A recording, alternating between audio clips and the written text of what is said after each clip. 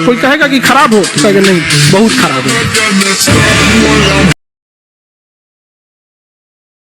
और बिहार में आप दो ही शर्तों पे रह सकते हैं,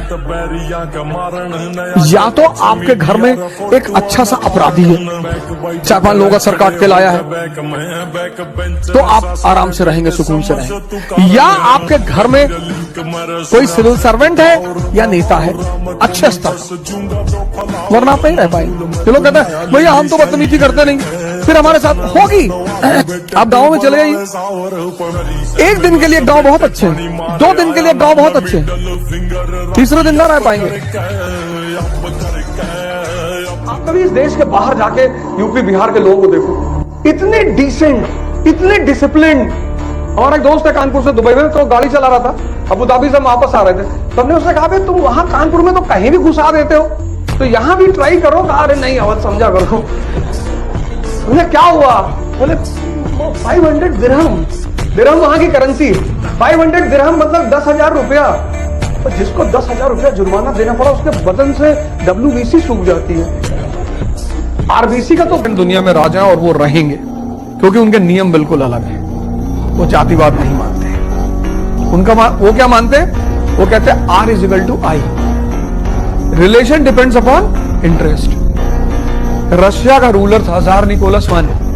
1850s में रूस के रूलर जार निकोलस I ने ब्रिटेन के राजा से कहा कि तुम भी क्रिश्चियन, हम भी क्रिश्चियन, और मिलकर इस मुस्लिम नेशन टर्की को बांट लेते हैं आपस में। तो ब्रिटेन ने रिप्लाई किया कि दादा, there are no permanent friends, no permanent enemies, only permanent interest. पंडित जी कहीं यज्ञ कराने गए, तो जब यज्ञ खत्म हो जाए तो फिर वो बोले कि राम नाम कहने से मुक्ति होती है। यजमान के घर में एक तोता था, तो जब पंडित जी कहे राम राम कहने से मुक्ति होती है, तो तोता कहे कि पंडित जी झूठ बोल रहे हैं। तो पंडित जी को बड़ा गुस्सा है। पंडित जी ने जाके अपने सीनियर को बताया कि यार वहां यज्ञ कराने जाते हैं और यजमान क्या है तोता, वो कहता है पंडित जी झूठ बोलते हैं। तो उस गुरु ने कहा ठीक है तुम कल जाना और मैं भी आऊंगा। तो पंडित जी के जो गुरु थे, सीनियर थे, वो आए।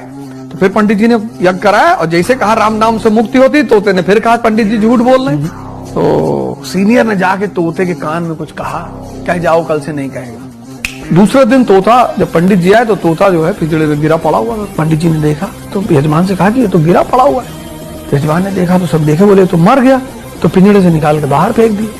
तो बाहर फेंके, फिर यज्ञ हुआ और पंडित जी ने कहा राम नाम से मुक्ति होती, तब तक वो तोता उड़ के आया, कहा ना गुरु मिलने से मुक्ति होती है। दिखावे की दुनिया में मत रहिएगा, चाहे जितना कामयाब हो जाइए, कामयाब जितना हो जाइए, एकदम शालीनता से रहिए कि आपके बगल वाले आदमी को जब पता चले तो दंग रह जाए, बाप रे बाप, उसको तो हम अंडर एस्टिमेट कर रहे थे। काबिल इतना बनिए ना कि लोग आपको रोकने के लिए ना साजिश करना पड़े, कोशिश नहीं, उस लेवल पे जाइए। आपको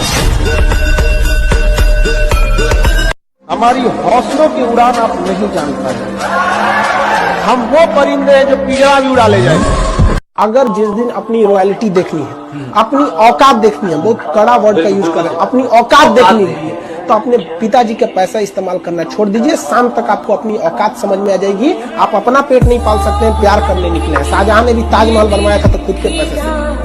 हम आपको जीवन का तजुर्बा बता रहे हैं, इसीलिए हम शुरू में ही बोले थे बहुत दूर तक जाना पड़ता है ये जानने के लिए कि पास कौन था। इसे सब पे भरोसा नहीं कीजिए, खुद की दांत अपना जीवन काट देती है। जिस कंधों में बोझ उठाने की क्षमता नहीं होती है, मालिक उस कंधों पे उतना बोझ रखता ही नहीं। सामान्य रहो, सिंपल रहो, तुम्हारा नाम तुम्हारी उपलब्धियों की वजह से होगा। अचीवमेंट, तुम कौन सा कपड़ा पहने हो, कौन सी स्लीपर पहने हो, उसको कोई मतलब नहीं होता। गलतियां सबसे होंगी, जो गलती करिएगा उसको एक्सेप्ट कर लीजिएगा। हाँ हमारे पास ऐसे गलती हो गई, नेक्स्ट टाइम से हम सुधारेंगे, बट कोशिश कीजिएगा गलतियां ना हो। लेकिन सबके जवाब देने की कोशिश मत कीजिएगा। आप इंसान है, कोई डिटर्जेंट नहीं है कि सफाई करते चलते हैं आप।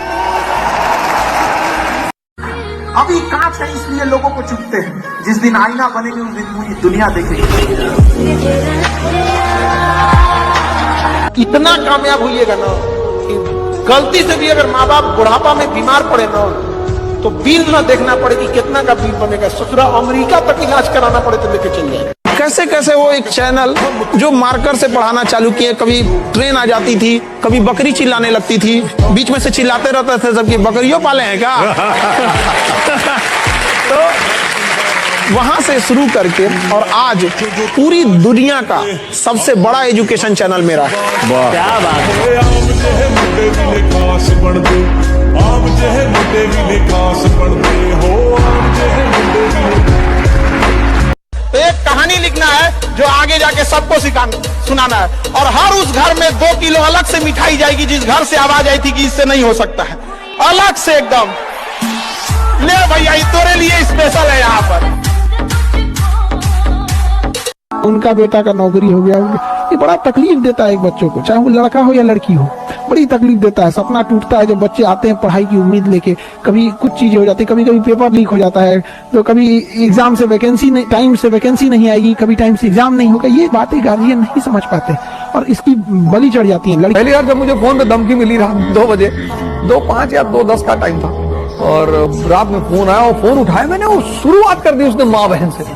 मैं तो बैग समझ नहीं पाया क्या हो रहा है, मैं फोन देखा, मैं रखा, मैं गया मुंह पे चीटा उठा मारा, मैं लौट के आया और फिर उसने फोन बजाया, और जब दोबारा उसने गाली दिया तो मैंने 1 मिनट में 3-4 हजार गालियां तो दी होंगी, और एक से एक पूर्वांचल की गालियां। और जब मैंने गाली दी तो उधर से आवाज आई, भाई साहब एक तो आप मैंने कहा भाई साहब इतने टुकड़े में उठ के जाओगे, अब दूसरा से बदतमीजी मत करना। हम तो शौकिया टीचर है, पेशा तो कुछ और है हमारा। भाई हमारे मास्टर ने हमसे कहा कि, हमने कहा सर हमको भी रख लो यार क्रिकेट टीम में, तो बोले तुम्हारे बाप कभी बल्ला पकड़े? हम आए, हमारा एक दोस्त है, मैंने उनसे कहा कि यार ये ऐसे ही से कह रहा था टीचर मास्टर कि तुम्हारे बाप कभी बल्ला पकड़े? फिर तुम्हारे पिताजी से गए तो पिताजी ने हमसे कहा यदा यदा ही धर्मस्य ग्लानिर्भवति भारत अभ्युत्थानम् अधर्मस्य। जब अधर्म का पढ़े तो मानव का काम है अधर्म को मिटाना। इतना कहे कि वो चले गए। तो मास्टर साहब शाम को मार खाए, पता नहीं किसी लड़के ने मारा और उनको बोरा वोरा डाल के। हाँ मतलब उनका घर ऐसे गली में था, तो ऐसे आते थे रोड से और यहाँ गली में टर्न होते थे, तो वहाँ स्लो हो जाते थे, तो वहाँ पे यूरिया का बोरा डाल दिया किसी ने उनको सर, धमकी से मारा 15-20। तो बाद में मैं टीम में रहा, जब भी मैच होता था। कई बार तो मुझसे पूछते भी थे कि ओपनिंग में जाओगे, तो मैं कहता नहीं सर 1 डाउन ही जाऊंगा सर ओपनिंग में। हाँ तुम बहुत अच्छे खिलाड़ी हो।